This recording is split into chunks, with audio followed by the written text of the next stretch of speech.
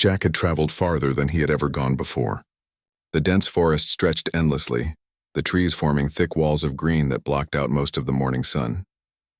He carried a light pack on his back, a map that was half scribbled with his own notes and a determination to explore the unmapped areas of the Northern Territories.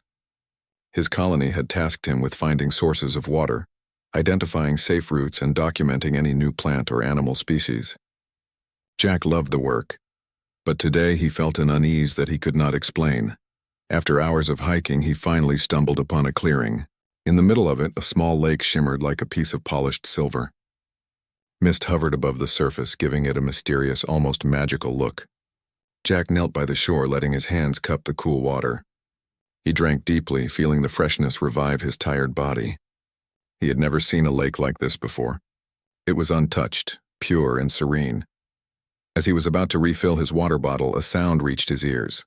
Laughter, light, melodic, and distinctly human. Jack froze. It was coming from the other side of the lake. Slowly he turned, careful not to make a noise, and his eyes widened in disbelief. 3 young women were in the water. Their long hair clung to their skin, dripping with droplets that sparkled in the sunlight. They moved gracefully, their laughter filling the air with a rhythm as natural as the wind rustling through the trees. Jack's first instinct was to look away. He knew this was private, sacred even, yet curiosity rooted him to the spot. His heart pounded. What was he supposed to do? The women did not seem alarmed by his presence. One of them spotted him immediately. Her dark eyes narrowed slightly, but then a mischievous smile curved her lips. "You saw us bathing in the lake," she called across the water, her voice teasing yet firm. "Now you have to marry us." Jack blinked. The words hung in the air, impossible and confusing. Marry them? Just because he had seen them by accident? His mind raced. I didn't mean to," he stammered, waving his hands as if to explain himself. "I was just filling my water bottle." The woman laughed, a sound that made Jack's chest tighten for reasons he did not understand. "You always speak so much when caught in the wrong. Words cannot undo what your eyes have seen. Follow us and the elders will decide your fate." Jack hesitated. He knew he had little choice. In the remote forest, far from civilization, refusing a tradition so clearly expressed could be dangerous. With a deep breath, he nodded. "All right, I will follow." The 3 women slipped out of the water with effortless grace. Their movements were like a dance, and Jack found himself struggling to keep up. They led him through a path he would never have found on his own. The forest seemed denser here, shadows playing tricks on his eyes. Strange plants brushed against his clothes, and the ground beneath his feet was soft with moss. Birds sang overhead, their songs blending with the distant sound of running water. After a long walk, Jack finally saw the village. It was unlike anything he had imagined. Instead of modern structures, the buildings were crafted from wood and stone, seamlessly blending with the forest. Smoke rose from small chimneys, and the smell of cooking filled the air. Villagers moved around with purpose, carrying baskets, tending to fires, and talking in a language Jack could not understand. Despite the foreignness, the village radiated harmony. Everything seemed connected, as if the forest itself had guided its creation. The women led him to the center of the village, where a circle of elders sat on carved logs. They were tall, their faces lined with wisdom and age, eyes sharp with understanding. Jack's stomach twisted with nervousness. This was a culture entirely unknown to him, and his every move felt like it could either honor or insult them. The first woman stepped forward. "Elders, this human has seen what he should not have. He comes willingly to follow our law. It is for you to decide what trials he must endure." One of the elders, an older woman with silver-streaked hair, studied Jack carefully. "A human," she said slowly. "It has been many generations since one of your kind has entered our sacred lands. Tell me, human, why should we not send you away?" Jack swallowed hard. "I respect your land and your people. I did not mean to intrude. I want to learn, to understand, and to help if I can. I only ask for a chance to show that I am honorable." The elder's eyes softened slightly, but the rest of the council remained silent. Jack could feel the weight of their scrutiny pressing down on him. Then the elder spoke again. "To live among us, even temporarily, one must prove courage, intelligence, and compassion. You will face 3 trials, human. Only then will your place here be decided." Jack nodded, determination rising within him. "I accept." The first trial came almost immediately. The elder handed him a small folded map. Retrieve the herb that grows on the cliffs above the river. It is rare and fragile. Bring it back without damage and you will have passed the first trial. Jack studied the map. The cliffs looked dangerous, sheer walls of stone rising from the river below. He knew he would have to climb carefully, using all his strength and skill. The three women accompanied him, watching silently. Their eyes were keen, noting his every move. He began the ascent, muscles straining, fingers gripping jagged edges. Rock shifted beneath him, but Jack relied on his experience as a survivalist. Every step required calculation, balance, and courage. Halfway up, a loose stone gave way. Jack tumbled slightly but caught himself on a protruding ledge. His heart pounded, but he did not panic. Slowly, methodically, he continued upward until finally, he reached the small patch of herb. Its leaves were delicate, glistening with morning dew. Carefully, he picked it, ensuring none were damaged, and began the descent. When he returned, the elder nodded approvingly.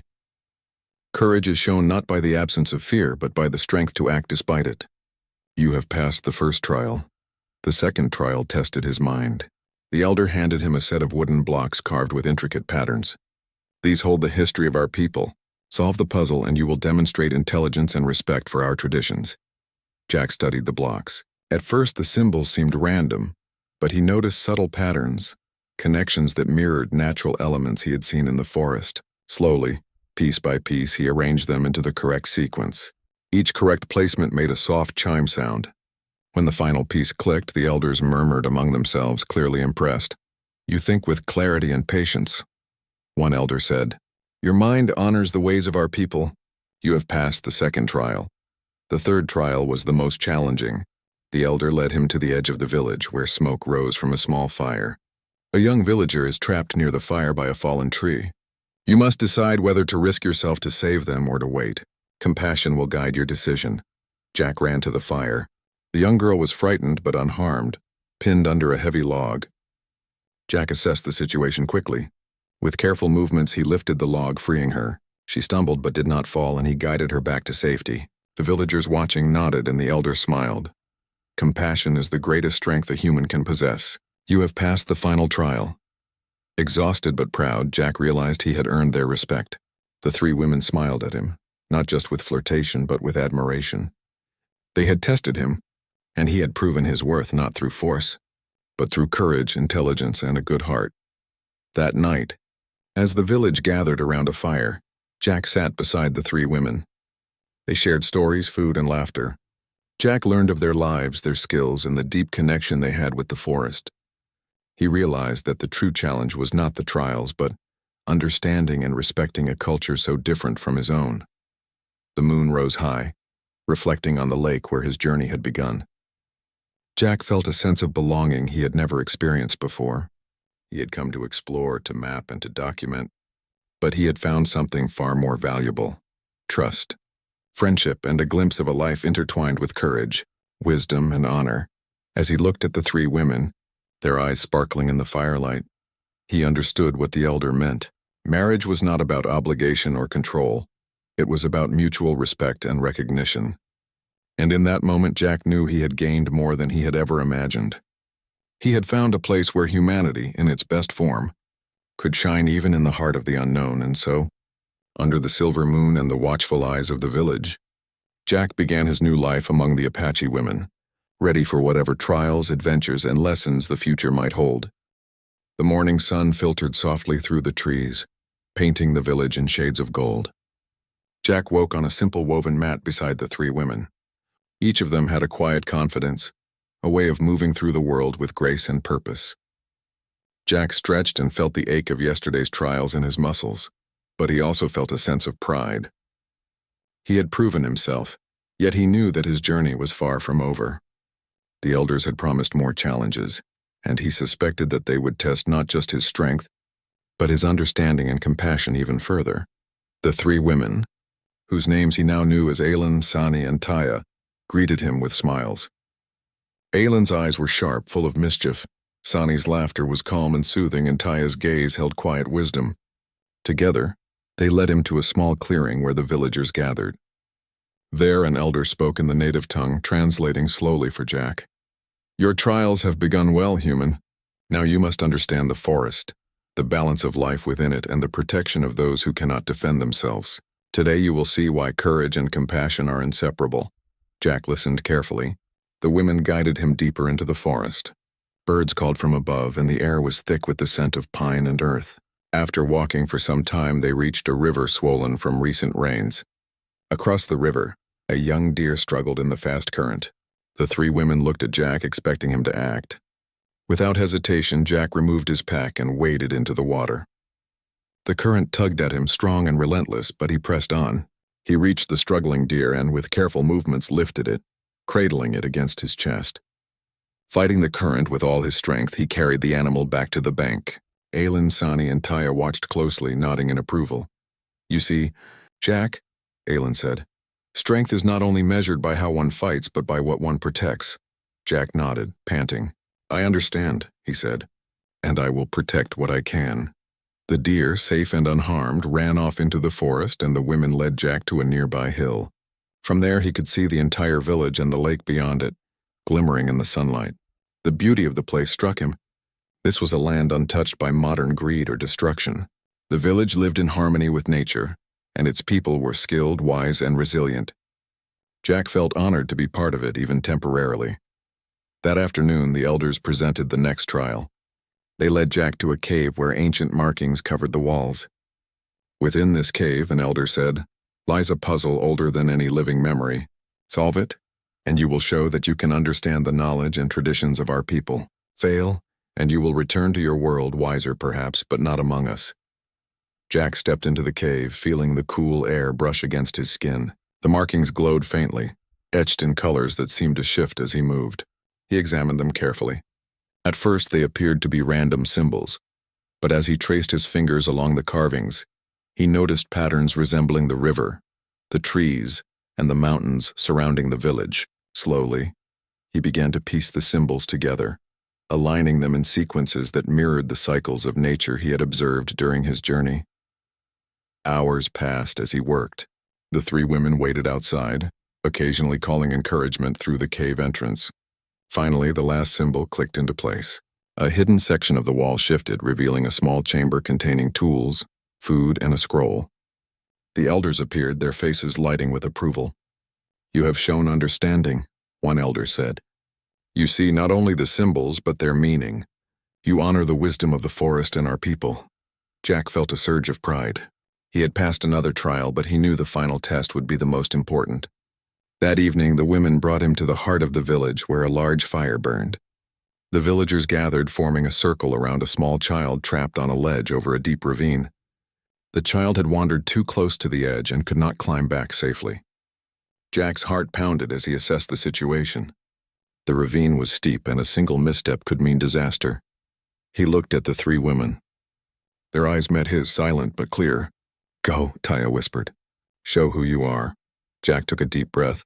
He climbed down carefully, using every ounce of skill he had developed over the years. The rocks beneath his hands were slick, the wind threatening to push him off balance. He reached the child and spoke softly, calming the fear in the small eyes. "I've got you," he said. "Stay with me and we'll be safe." With slow, careful movements, he climbed back up. The villagers watched in tense silence. When Jack finally reached the top and set the child safely on the ground, a cheer erupted from the crowd. The elders smiled, their eyes reflecting approval and pride. "You have passed the trials," the eldest woman said. "Courage, intelligence, and compassion are all shown in your actions. You honor the laws of our people and the spirit of our land." Jack exhaled, relief washing over him. The three women approached, their faces full of warmth and admiration. "You have done more than survive our tests," Aylin said. "You have proven yourself to be honorable and strong," Sani added, "and compassionate. That is the greatest strength of all." Taya smiled. "You understand us and you respect what we value. That is more than most humans could achieve." For the first time, Jack realized that marriage, in the way the women had first spoken, was not about obligation or possession. It was about trust, mutual respect, and recognition of character. He understood that by passing the trials, he had earned a place in their lives not through force, but through action, thought, and heart. The rest of the evening was spent in celebration. The villagers shared food, music, and stories. Jack listened with fascination as the elders recounted the history of their people, the wisdom they had gathered from the land, and the lessons passed down through generations. The three women sat beside him, laughing at his clumsy attempts to mimic their songs, teasing him in a way that made him feel included and accepted. As the night grew deeper, Jack found himself reflecting on the journey that had brought him here. He had come seeking maps, knowledge, and exploration. Instead, he had found a community, a way of life that valued strength, intelligence, and compassion equally. He had discovered that humanity could shine even in the most unexpected places. That courage was not only in battle but in understanding, and that respect for others was the highest form of strength. In the days that followed, Jack worked alongside the villagers. He learned to climb the cliff safely, to gather herbs, and to navigate the forest like a native. The three women became his guides, teachers, and friends. They showed him how to understand the subtle signs of nature, how to listen to the wind, and how to move quietly yet decisively. Each day brought new lessons, challenges, and opportunities to demonstrate his human ingenuity and courage. One morning, a storm rolled in from the mountains, fierce and unrelenting. Trees bent under the wind and rain poured in sheets. The villagers worked together to secure their homes and protect the animals. Jack's skills proved invaluable. He helped reinforce structures, guided the villagers to safety, and even rescued a trapped goat from the rising waters. The three women watched, impressed by his resourcefulness and determination. When the storm finally passed, the village emerged unscathed. The elders gathered Jack and spoke once more. "You have shown that a human can be more than what is expected.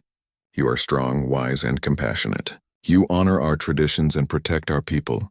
You have earned a place here not as a stranger, but as a friend and ally." Jack felt a deep sense of fulfillment. He had earned their respect and trust. The three women smiled at him, their eyes reflecting admiration, warmth, and a connection that went beyond words. Days turned into weeks, and Jack became an integral part of the village. He helped build, gather, and teach. He shared stories of the human world, and in return learned the ways of the forest and the wisdom of the Apache people. The bond he had formed with Aelin, Sani, and Taya grew stronger each day. It was not a bond of obligation or fear, but of mutual respect, understanding, and friendship. One evening, as the sun set behind the hills, casting a golden glow over the lake, Jack sat by the water with the three women. They laughed, shared stories, and enjoyed the peace of the moment. He realized that he had found something far greater than adventure or discovery. He had found a place where humanity at its best could thrive alongside respect, wisdom, and honor. The elder approached, placing a hand gently on Jack's shoulder. "You have chosen well, human. You honor us and we honor you. You are part of our world now, not as a conqueror or intruder, but as someone who understands what it means to be human and to respect all life." Jack looked at the lake, the forest, and the village that had accepted him. He smiled. "I understand," he said, "and I will always do my best to honor this place, your people, and what I have learned here." The three women joined him, their hands brushing his in quiet affirmation. In that moment, Jack understood the true meaning of what they had said when they first met him. "You saw us bathing in the lake. Now you have to marry us." It was not a demand. It was a challenge to prove himself. And through courage, intelligence, and compassion, he had done so. The night settled over the village, calm and serene. Jack knew that his life had changed forever. He had